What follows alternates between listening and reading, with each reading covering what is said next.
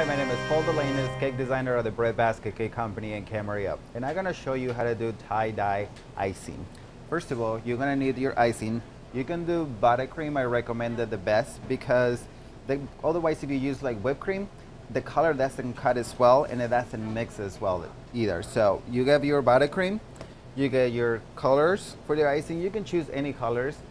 For tie-dye, brighter is the better because you can see them from far out. So this is gonna use green, red, yellow, and blue. So what you're gonna do is just have your buttercream, mix it a little bit, make sure that it's nice and soft, and then you're gonna start adding the colors. The secret on this is you're gonna have to go in a circle of motion and then put the colors kind of over layering. That way, whenever you put them on the bag, they come out like a tie-dye, because if you mix it after you put the colors too much, the colors are gonna disappear. So it's gonna be one solid color or a combination of colors. So this is how you do tie-dye icing.